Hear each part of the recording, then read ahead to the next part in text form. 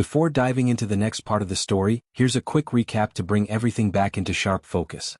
If you've been gripped by this tale so far, make sure to like, comment your favorite moment, and subscribe for the upcoming chapters.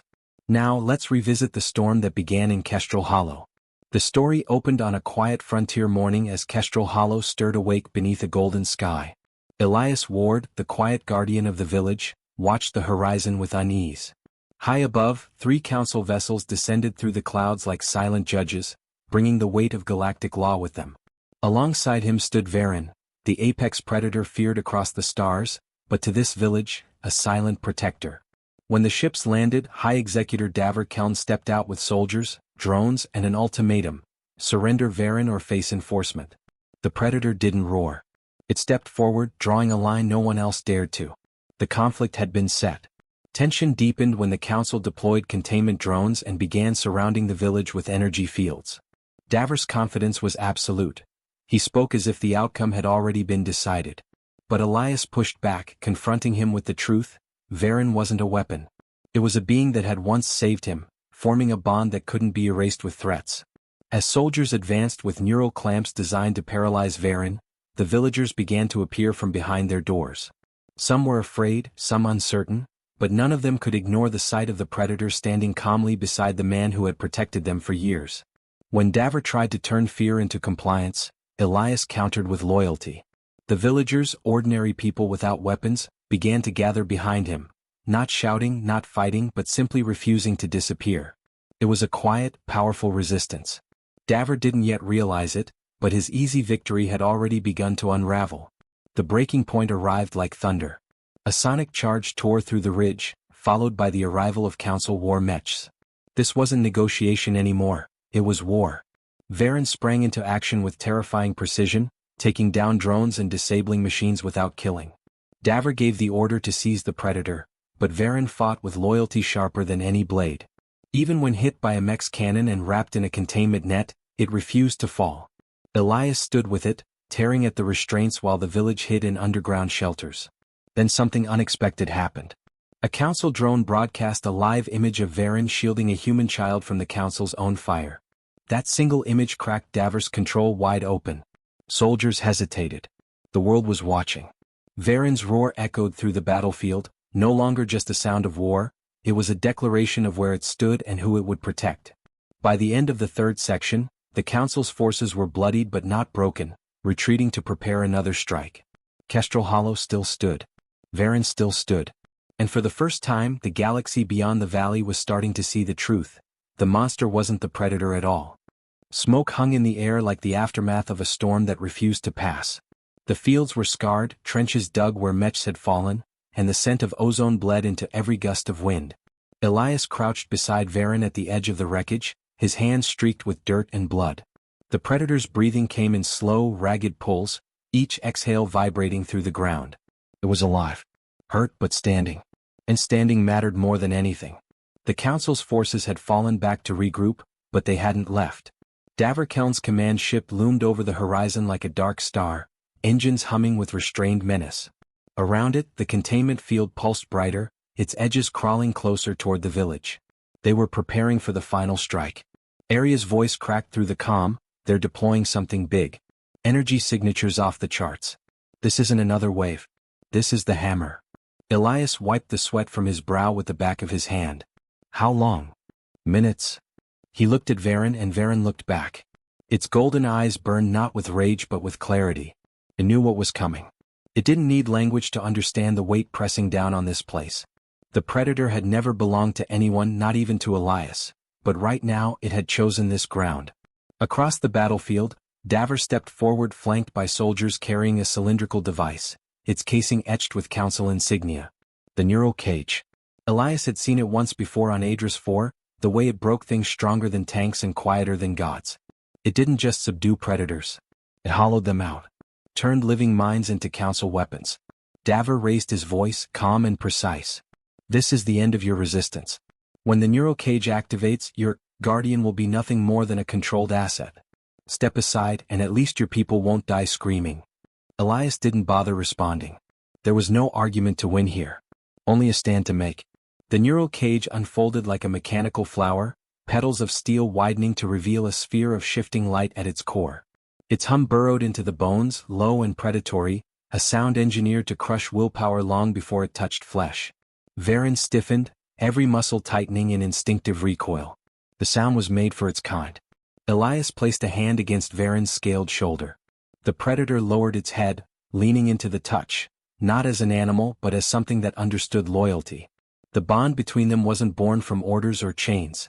It had been forged in a war trench under burning skies. Varen had chosen then. It was choosing again now. Elias, Arya's voice whispered tight with fear. They'll kill everyone if you fight. But if Varen falls they'll take it. You know what they'll turn it into. He did. He'd seen what remained of the last predator they captured. A living weapon with no will. A legend broken into obedience. The neural cage powered up, casting a pale blue light over the village. One by one houses and shelters flickered under the growing pulse, windows shaking with the force of it. Children covered their ears as the frequency climbed higher. Varen stepped forward. The movement was slow, deliberate, like a titan waking from centuries of sleep. Its scales caught the light, turning it into something living, breathing, unstoppable. It didn't roar. It didn't lunge. It simply moved between the village and the neural cage, lowering its body in a stance that said everything words could not. Elias followed. Davos' face twitched. You're going to die for that thing? He said softly, almost incredulous. Elias's voice was quiet but steady. No. I'm going to live with it. The neural cage flared.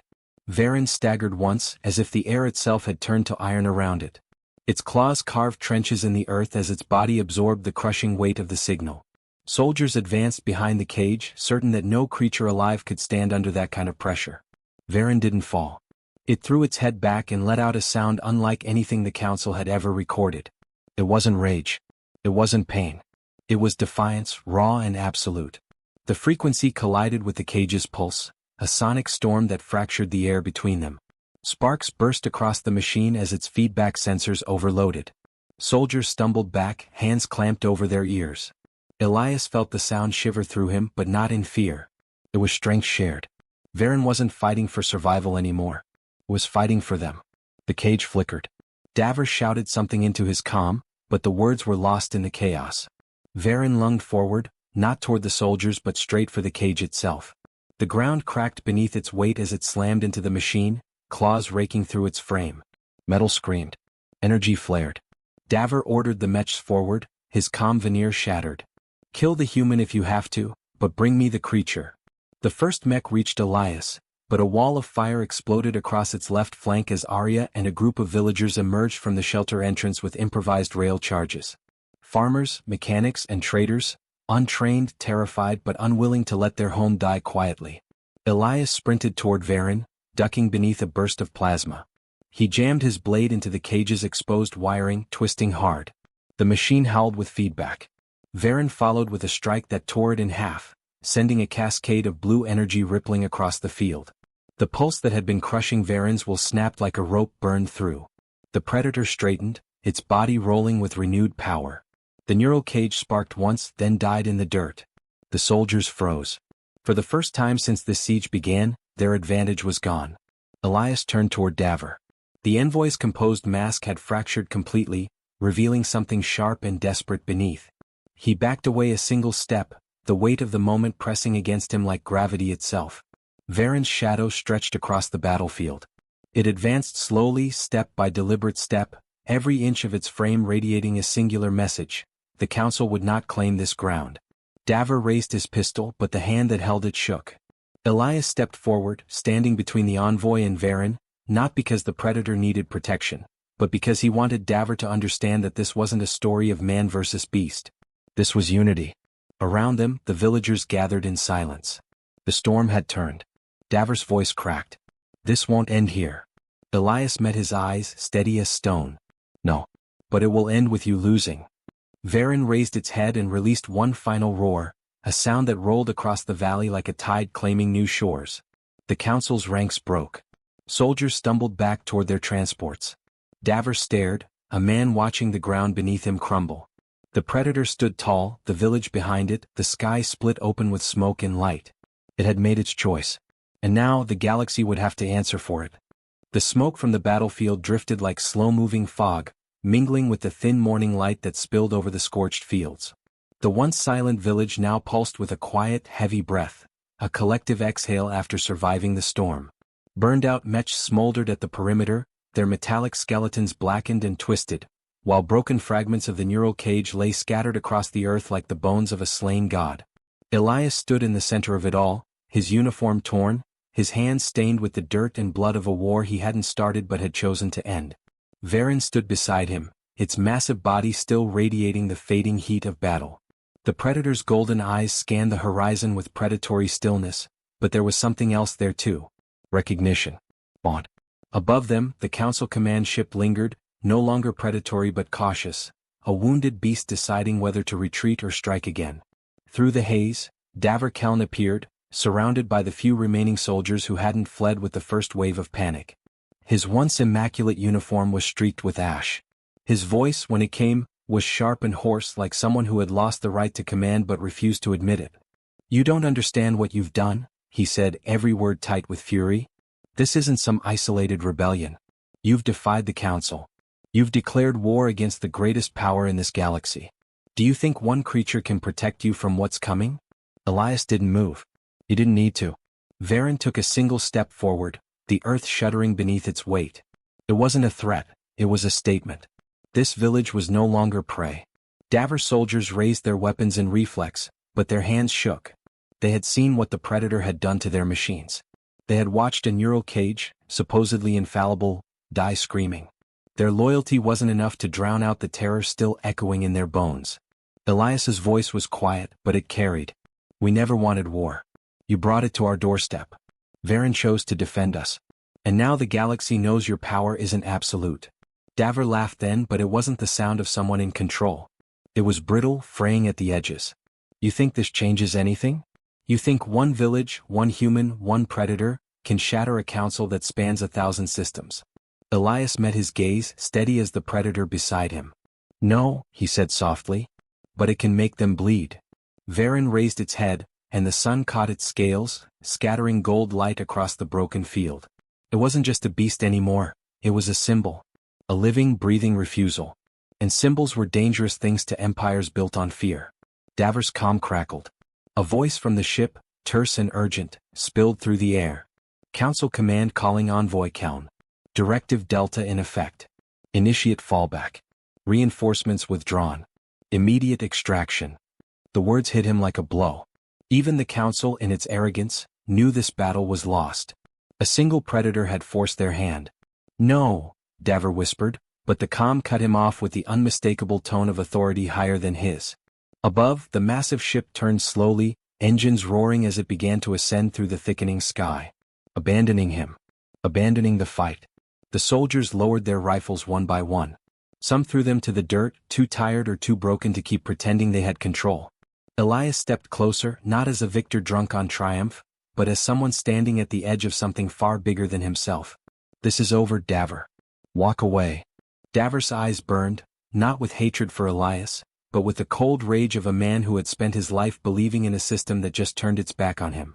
His voice broke on the last word. "It's never over." But he lowered his weapon. Varen let out a low, rumbling growl, not a challenge but a warning. A line had been drawn and even Daver could see it. Slowly, stiffly, he turned and began walking toward the last functioning transport.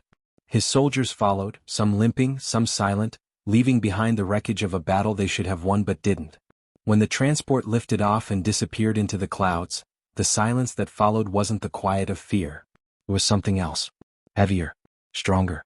The villagers began to emerge from their shelters, faces streaked with soot, hands trembling not from terror but disbelief.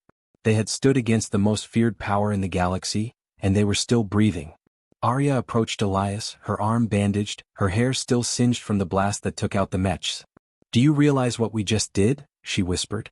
Elias looked around at the wreckage, at the people slowly coming together, at Varen watching over them like a sentinel carved from living steel. "Yeah," he said. "We made them afraid."